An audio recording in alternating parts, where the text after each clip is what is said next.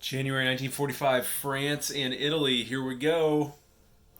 Time is running down in this game. I've only got 1, 2, 3, 4, 5, 6, 7, 8 more turns to do in this game.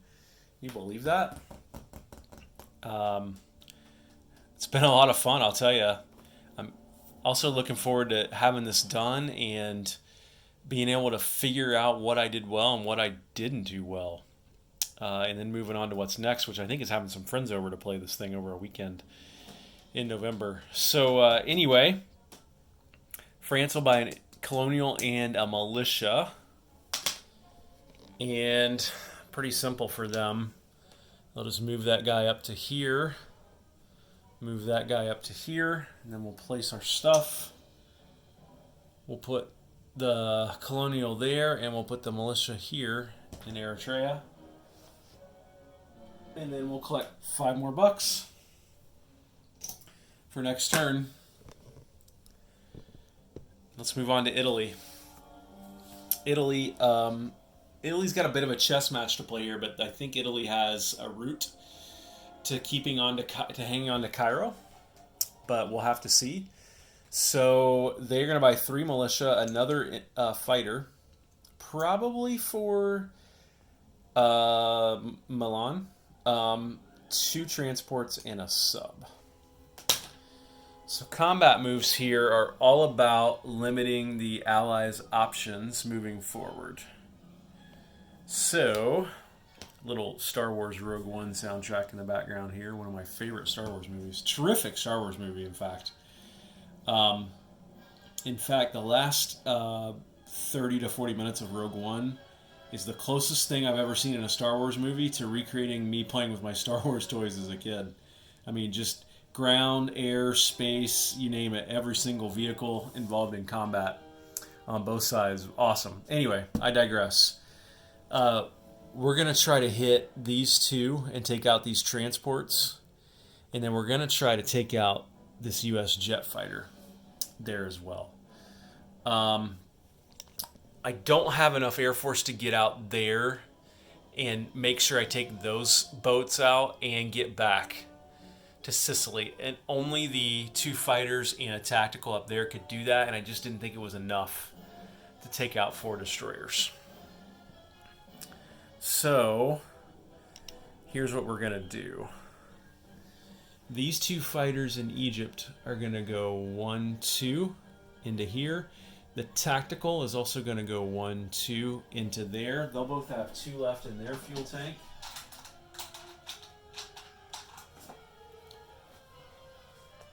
Like that. And then way up here, these 2 fighters are going to go 1, 2, 3, 4 into there. They'll have 1 left in their fuel tank, along with the tactical that the Germans very kindly lent us. 1, 2, 3, 4. He will also have 1 left in his fuel tank.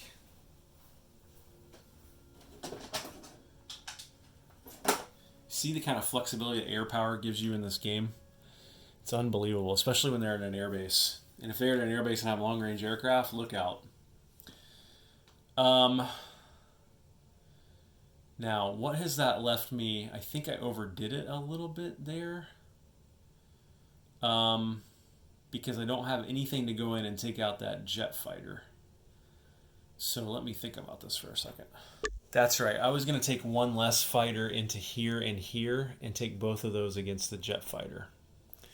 So this guy, I need to get another fighter chip. This guy was in Cairo. So instead he will go 1, 2 and attack this jet fighter here. And then same thing with this guy here. Instead of coming all the way from Milan, 1, 2, 3, 4, and having 1 left, he'll go 1, 2, 3, and he will also have 2 left. So both these guys will have 2 left in their fuel tank.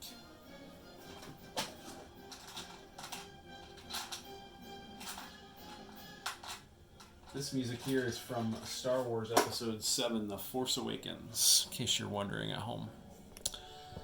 So these guys will have 2 left in their fuel tank.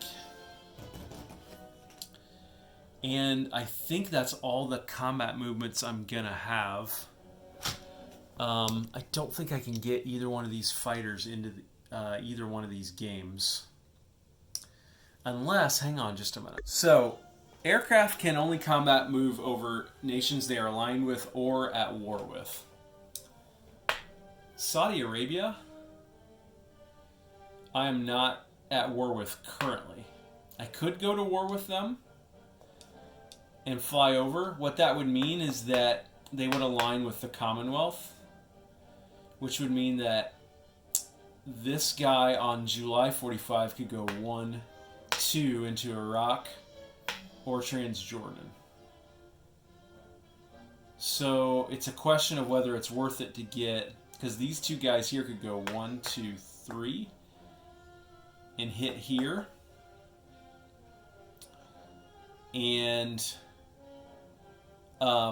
land back here in Cairo, which would free up this guy to go hit this jet. But I don't think it's worth it. I think I haven't thought that through, and I'm just not willing to take the risk. So we will leave it at this for the combat movements. So let's do this one right here first. We've got a fighter at 6 or less. So let's roll that. And he hits. So the destroyer will roll back at 4 or less. He misses. So mission accomplished here. Destroyer's dead. Transport automatically dies. Here, it's the exact same story. So let's do fighter first at 6 or less. That's another hit. So the destroyer will shoot back at 4 or less. And he hits this time. So that, I will go ahead and... Now let's think about this.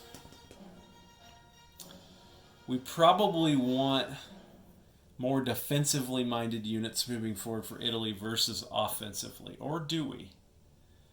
We might have to deal with these boats right there in the med next turn. They might come into here next turn.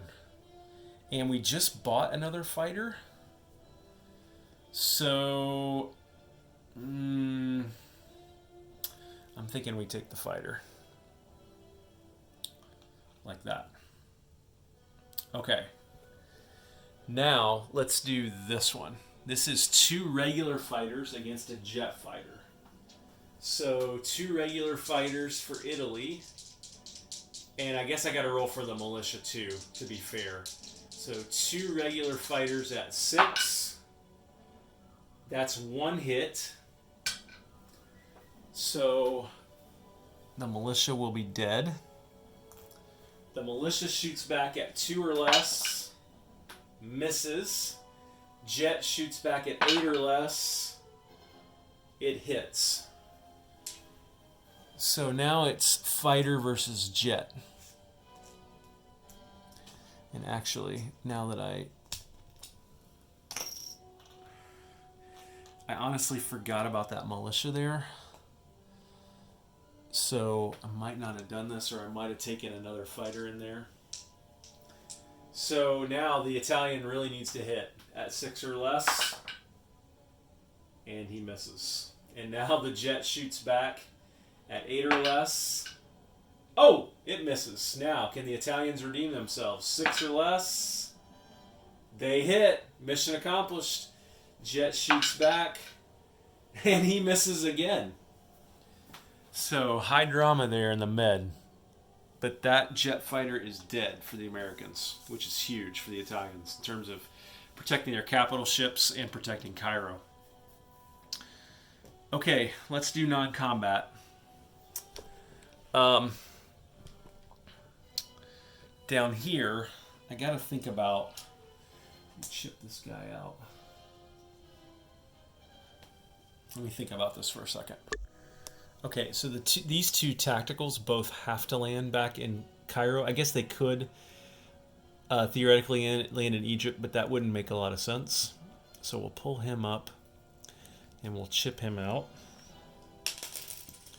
So I got two tacticals in Cairo, which is a really nice strategic location for them because they can get anywhere in the Med. Actually, these guys are dead. Sorry. The question for me is, do I land the fighter back in Egypt, and what do I do with the guys in Egypt? So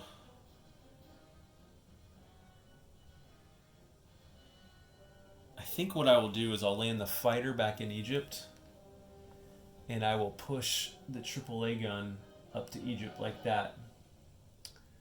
Or you know what? I shouldn't push the AAA gun because there's no American fighters in range of Egypt. So the AAA would be a waste there. So do I keep the fighter in Egypt is the question.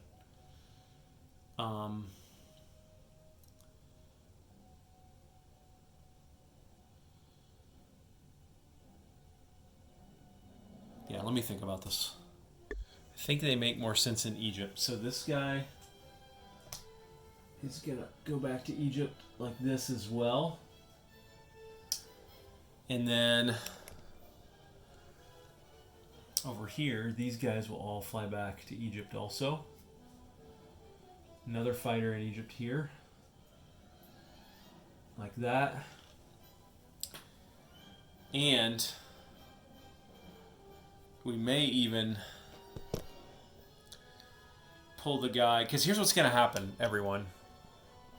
U.S. is going to come into Egypt next turn.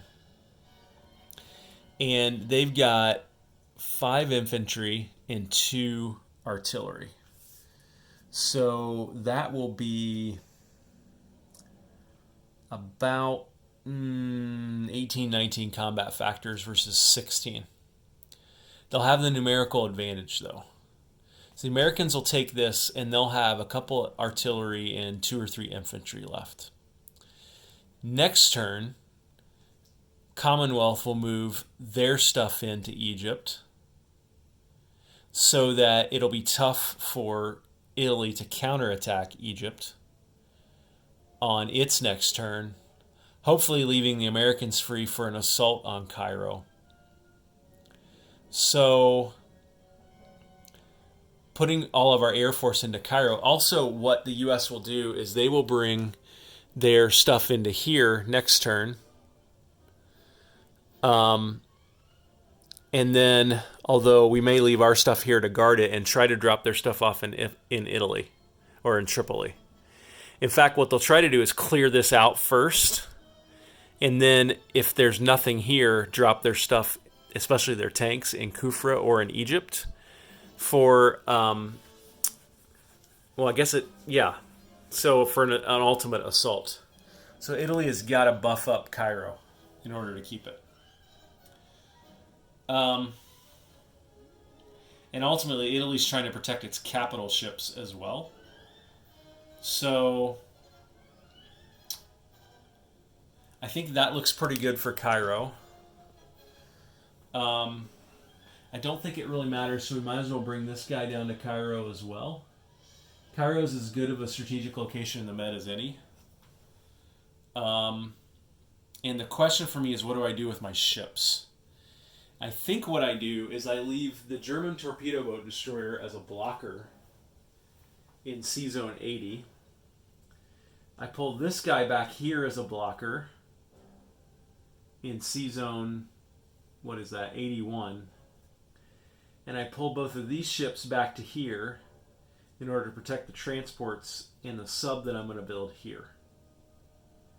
And then I let the Americans come in here next turn, or literally next turn, take out the German torpedo boat destroyer. They'll probably drop their stuff in Tripoli here. But then next turn, I hit their transports with everything I have in the Med. Take out their transports, and then the tanks can only get to here. and the Marines can only get to here. Without transports, they can't get into Cairo next turn. So I think that's probably the best I can do for Italy right now. So let's go ahead and place units. I've got a fighter, which I will place in Milan. So I need to ship out one of these guys here, pick up a fighter on a flight stand, and put him up here in Milan, or sorry, in Turin. And then I'm going to build a sub and 2 transports right here in C Zone 51 at this shipyard. And then last but not least, I'm going to build 3 militia. 1 militia will go here in Egypt. 1 will go here in Cairo. And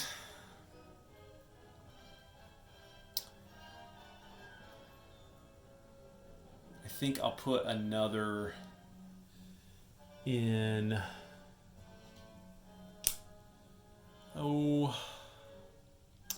probably in Sicily, right there. Okay, so Italy has $23 in base income, to which they will add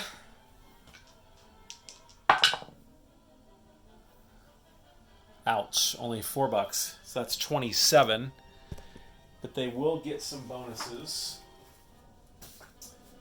So 27 plus 2 for Suez, that's 29, plus 2 more for no enemy surface warships. So that's $31 for Italy. And that will let them complete their battleship next turn. Plus maybe buff up